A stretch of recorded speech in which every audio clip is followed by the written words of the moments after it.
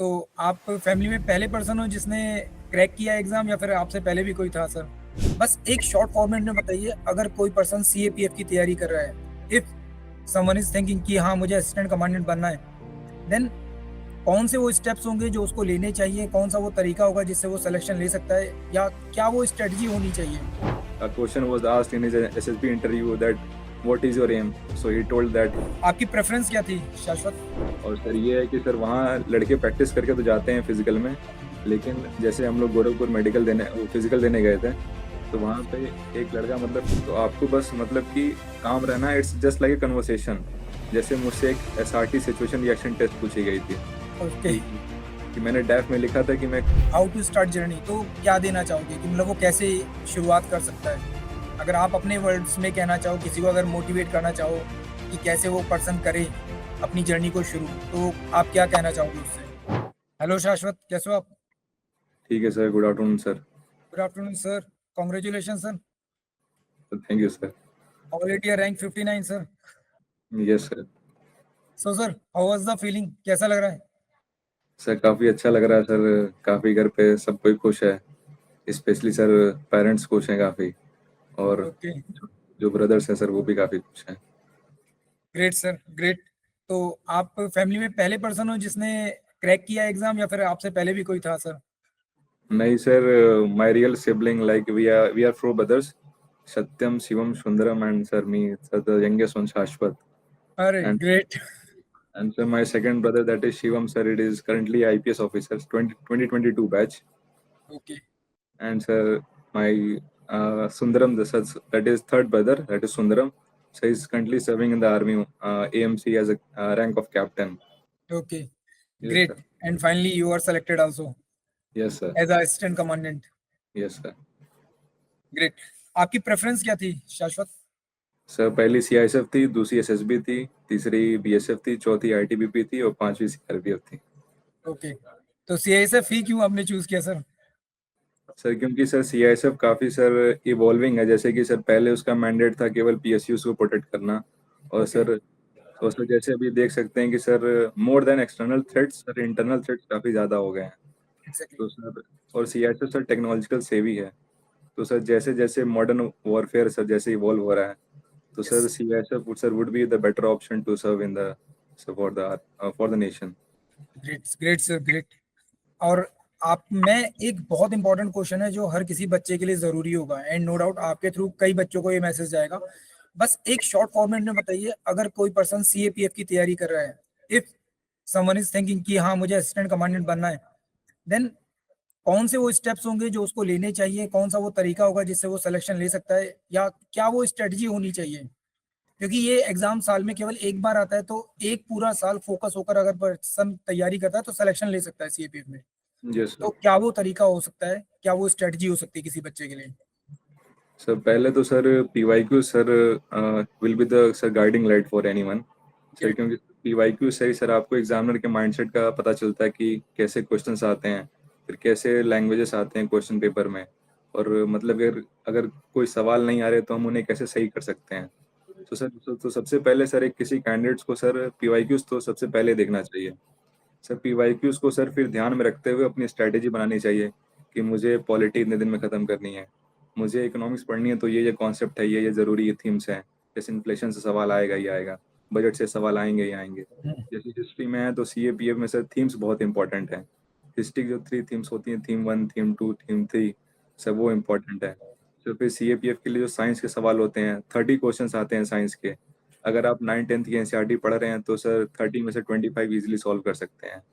और सर फिर 20 क्वेश्चंस आएंगे मैथ और रीजनिंग के, वो भी अगर आप मतलब PYQs प्रैक्टिस कर रहे हैं तो अच्छे से सॉल्व कर सकते हैं।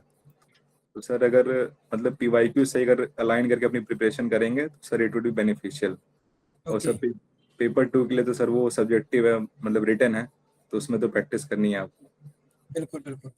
Yes. और सबसे इम्पोर्टेंट जो टास्क होता है, क्योंकि कोई भी पर्सन तैयार कर रहा है तो वो ऑब्जेक्टिव के लिए तो तैयार कर ही लेता है, बट जो जी सर। पेपर टू है वो एक रिटन सब्जेक्टिव पेपर है, around with in 3 hours, more than 2000 और 2500 वर्ड्स आपको लिखने हैं with in three yes. Hours तो एक अच्छा खासा चैलेंज है।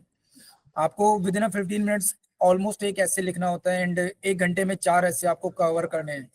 उसके यस साथ साथ आर्गुमेंट राइटिंग है, रिपोर्ट राइटिंग है, प्रेसी राइटिंग है, कॉम्प्रिहेंशन है, ग्रामर है। तो मतलब उसके लिए कैसे स्ट्रेटजी कोई पर्सन तैयार कर सकता है अपने लिए? सर, उसके लिए भी सर मैं कहूँगा कि सर पीवाईक्यू सर ज़रूरी है। और जैसे कि सर ऐसे में कई सारे थीम्स होते हैं, जैसे कि अगर हेल्थ हो गया, एनवायरनमेंट हो गया, क्लाइमेट चेंज हो गया, या फिर आर्मी से रिलेटेड हो गया, या फिर डिजिटल इकोनॉमी पे जैसे सर पिछली बार क्वेश्चन आया था। तो हम्म, सर एक थीम्स होते हैं सर, अगर अगर उन थीम्स को हम तैयार कर लें कि इंट्रो में क्या लिखेंगे, इंट्रो में क्या कोट करेंगे, जैसे बॉडी में आ गया तो बॉडी में क्या क्या पॉइंट्स लिखेंगे, फिर हम्म, कैसे कंक्लूजन करेंगे। हम्म, मतलब अगर हेल्थ आ गया तो हेल्थ के मतलब हमारे पास एक पेज पे डाटा होना चाहिए कि अपना हेल्थ आ गया तो हेल्थ पे क्या डेटा लिखेंगे, एजुकेशन आ गया तो एजुकेशन पे क्या डेटा लिखेंगे, क्या कमेटी लिखेंगे, क्या गवर्नमेंट की स्कीम्स चल रही हैं वो। तो सर अगर अपन मतलब पहले से अगर तैयार हैं तो sir it will be better, वो हम ऐसे 15 मिनट के अंदर लिख सकते हैं। Okay, great. क्योंकि नो डाउट इसके लिए स्ट्रेटेजी बहुत ज्यादा जरूरी होती है, क्योंकि बच्चों को पता है कि एक एग्जाम सिर्फ आपको क्लियर करना है, ऑलमोस्ट आपको केवल 33% मार्क्स लेकर आने हैं वहाँ पे आपको, एंड दूसरा एग्जाम में ही आपको स्कोर करने में हेल्प करेगा। तो कहीं ना कहीं वो बहुत जरूरी होता है कि आपको उस पेपर को क्लियर कैसे करना है। Yes sir. तो जैसे सिविल सर्विसेज वालों के लिए सी सेट हो जाता है, बिल्कुल वैसे ही सीएपीएफ वालों के लिए ये एग्जाम हो जाता है। Yes sir. बिल्कुल। अच्छा, एक चीज और भी है कि अगर कोई पर्सन मेडिकल के लिए तैयार कर रहा है, ठीक है, यस मेडिकली फिट होना है उसे, नो डाउट मेडिकल के साथ साथ फिजिकल भी देना होता है। फिजिकल के लिए कुछ मतलब नो डाउट यहाँ पर जो फिजिकल क्राइटेरिया उतना ज्यादा हाई नहीं है। यस आपको नॉर्मल अराउंड 8 मिनट्स के आसपास रनिंग करनी होती है, बाकी की यस चीजें होती हैं, शॉर्ट पुट्स होता है, लॉन्ग जंप, हाई जंप। तो उसके लिए आपने कैसे प्रिपेयर किया था? सर, मेरी हॉबी सर जिमिंग और रनिंग थी। तो सर ओके। सर मैं मतलब कि सर 3-4 साल से जिम कर रहा था और रनिंग भी कर रहा था, हम्म, लेकिन दिक्कतें नहीं आई। लेकिन फिर भी मैंने सर प्रैक्टिस की थी फिजिकल के लिए। अप्रोक्स सर 2 महीने पहले से मैंने रनिंग स्टार्ट कर दी थी, मतलब थोड़ी इंटेंसिटी बढ़ा दी थी। हम्म, और अपना वेट भी रिड्यूस कर लिया था, करीब 5 to 6 kg रिड्यूस कर लिया था बीएमआई में आने के लिए। और सर ये है कि सर वहाँ लड़के प्रैक्टिस करके तो जाते हैं फिजिकल में, लेकिन जैसे हम लोग गोरखपुर मेडिकल देने वो फिजिकल देने गए थे, तो वहाँ पे एक लड़का मतलब फिजिकली काफ़ी फिट था। उसने 100 मीटर में मतलब वो पहले आया, लेकिन लॉन्ग जंप में वो इतना नर्वस हो गया। मतलब लॉन्ग जंप में हम लोग को 3 चांसेस मिलते हैं, ओके, लेकिन लॉन्ग जंप में उसने इतना नर्वस हो गया था कि वो तीनों बार लाइन क्रॉस कर दी और वो फिजिकली आउट हो गया। तो सर मतलब कि अगर प्रैक्टिस करके जा रहे हैं, लेकिन वहाँ आपको नर्वस नहीं होना है, ये हम्म, भी मतलब ध्यान पे देना चाहिए। हाँ, कई बार बच्चे होपलेस हो जाते हैं, नर्वस हो जाते हैं, तो उसकी वजह से हार्ट बीट ज्यादा तेज हो जाती है, तो नो डाउट जैसे वो तीन उसका तीन जंप में इफेक्ट पड़ता है, काफी इफेक्ट पड़ता है, जैसे बिल्कुल सही लॉन्ग जंप बात में 3 चांसेस मिलते हैं, तो लॉन्ग जंप में अगर एक चांस मतलब अगर लाइन क्रॉस कर गई, तो है। लड़के फिर सोचते हैं कि अरे अब तो नहीं होगा, अब तो दूसरी बार भी नहीं होगा। तो एग्जैक्टली, वो होप नहीं छोड़ना चाहिए हमें। बिल्कुल सही बात है सर। ऑलरेडी 3 चांस मिलते हैं तो आपको करना चाहिए, बिल्कुल बेस्ट यस। अपना देना चाहिए। यस। एंड एक चीज और है, मेडिकल, जैसे मेडिकल हम लोग कई बार डिफेंस के लिए बात करते हैं, एसएसबी की बात करते हैं, तो वहां पे मेडिकल का एक अलग लेवल होता है। यहाँ पर मेडिकल कैसा था? सर यहाँ पे मेडिकल मतलब काफ़ी इजी होता है। आपका ब्लड टेस्ट होगा, फिर हम्म, आपके आईज चेक होंगे, फिर आपके फिर कैरिंग एंगल चेक होंगे, बॉडीज मतलब कहीं कोई मार्क्स तो नहीं है, कहीं कोई हम्म, सर्जरी तो नहीं हुई है। तो मतलब काफ़ी यहाँ इजी प्रोसेस है ये मेडिकल का, उतना टफ नहीं है as compare to okay, SSB. Comparatively SSB से काफी इजी है। Yes sir. मतलब बेसिक रिक्वायरमेंट जो आपकी है फिजिकल बॉडी की, वो तो आपको कवर करनी ही करनी है, बट यस सर। उतना टफ नहीं है जितना एसएसबी में होता है। नहीं, नो सर। अच्छा सर, एक लास्ट जो सबसे इंपॉर्टेंट चीज होती है वो होता है इंटरव्यू, क्योंकि नो डाउट ये इंटरव्यू भी एसएसबी लेता है, और एसएसबी का प्रॉपर बोर्ड यहाँ पे आपके सामने इंटरव्यू लेता है। Yes sir. तो सबसे पहले तो आप अपना एक्सपीरियंस बताइए, हाउ वाज योर एक्सपीरियंस?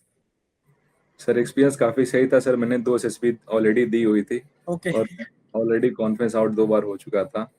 हाँ, तो एसएसबी काफी हद तक लोगों को ग्रिल कर देता है उसके लिए, तो दिक्कत नहीं होती। तो सर मैंने जो वहाँ से मैंने एक्सपीरियंस गेन किया, तो मैंने वहाँ मतलब यहाँ मुझे काफ़ी हेल्प मिली।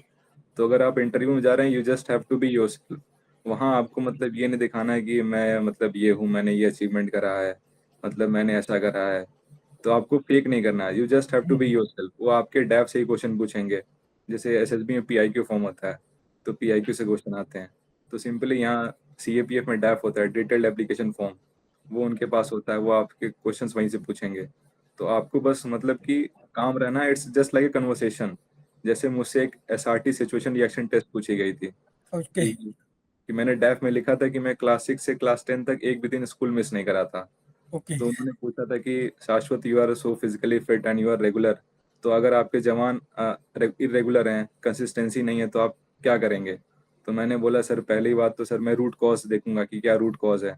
अगर उनको खाना सही से नहीं मिल रहा तो उन्हें वो प्रोवाइड करूंगा, उनको रहने की दिक्कत आ रही है तो उन्हें वो मतलब सही करके दूंगा। और दूसरा दूसरा ये लीड का एग्जाम्पल दूंगा, अगर उनका कमांडेंट ही टाइम पे आ रहा है तो जवान देख के ऑलरेडी मोटिवेट होंगे। और बिल्कुल। तीसरा मैंने कह दिया कि रियल लाइफ स्टोरीज से, और रियल लाइफ स्टोरीज में मैंने कैप्टन मनोज कुमार पांडे जी का एग्जाम्पल दिया था कि a question was asked in his SSB interview that what is your aim, so he told that he want to win a Paramvir Chakra। Sir ऐसे motivate करूंगा तो उन्होंने सर कहा गुड। तो सर मतलब ऐसे ही मतलब आपको जवाब देने होते हैं। ओके, अराउंड कितना लंबा आपका इंटरव्यू था? सर वही 20 मिनट चला होगा। 20 मिनट करीब चला था।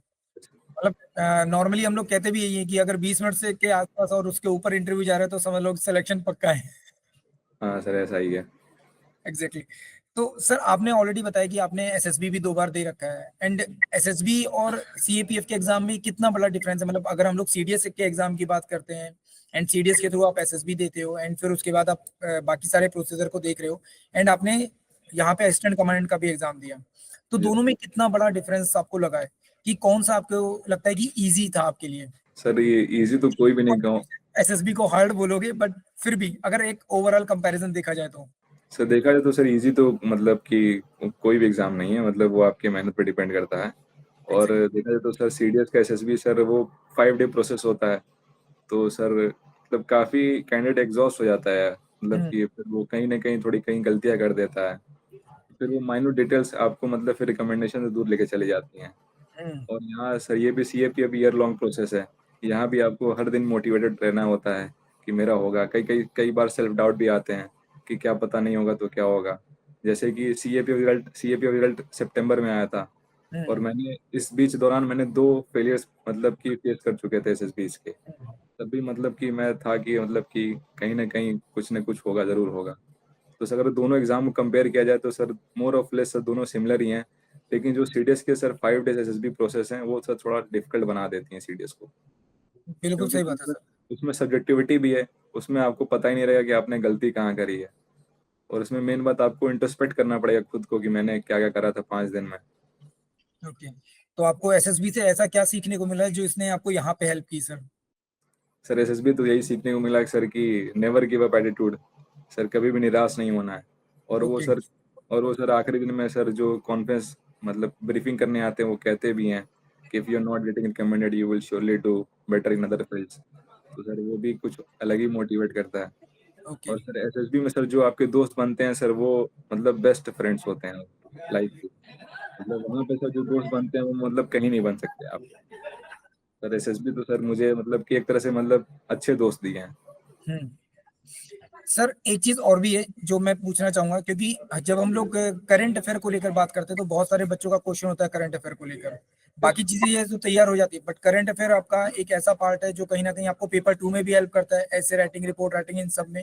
एंड एज वेल एज वो आपको जो फर्स्ट पेपर है वहां पे तो हेल्प करेगा ही करेगा, क्योंकि क्वेश्चन आएंगे, एंड आपके यस इंटरव्यू में भी हेल्प करता है करंट अफेयर। तो यस। आपने करंट अफेयर अपना कैसे तैयार किया सर? सर करंट अफेयर की सर जैसे कि सर मैं सीएससी की प्रिपरेशन कर रहा हूँ, तो सर करंट अफेयर के लिए सर एक ओनली एस चैनल है सर, सुमित सर का चैनल है, जिसपे सर ऋषभ ऋषभ शर्मा सर पढ़ाते हैं वो प्रीलिम बूस्टर।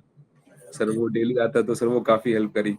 और सर सीएपीएफ जब प्रिपरेशन कर रहा था तो सर मैंने आपका चैनल डिफेंस वाला भी रेफर करा था okay. Sir, defence related current affairs के लिए।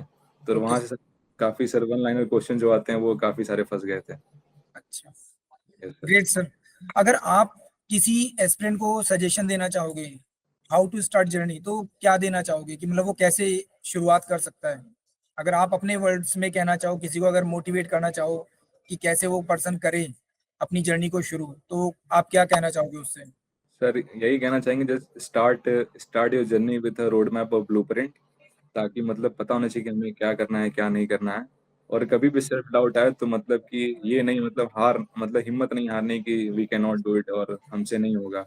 सबसे होगा, सारे लड़के मेहनत करते हैं और उनसे एग्जैक्टली। भी एग्जाम होता है। तो ऐसा नहीं है कि अगर प्रिपरेशन कर रहे हैं, अगर कुछ लोज फेसेस भी आते हैं तो उनमें हमें मतलब हिम्मत नहीं हारनी है। You just have to be consistent, hard work and be honest to yourself. बस इतना ही करना ओके। है। ग्रेट सारस्वत। तो फाइनली फैमिली में एक और ऑफिसर आपके ऐड हो गया है, ठीक है? तो now it's a officers family. तो once again Saraswat, congratulations. Thank you sir. ठीक है, एंड आई होप अभी भी आप आगे प्रिपरेशन कर रहे होगे किसी और एग्जाम के लिए, सिविल सर्विसेज के लिए may be. Yes sir, I will giving sir. Okay great, अगर आप आगे करो तो बिल्कुल बहुत अच्छा सा करोगे, एंड आपका ये एक्सपीरियंस भी आपको आगे बहुत ज्यादा हेल्प करेगा sir. Yes sir. Thank you so much Saraswat, thank and you all the sir. Very best for your future. Thank you sir. जय हिंद सर। जय Hind sir. Thank you sir.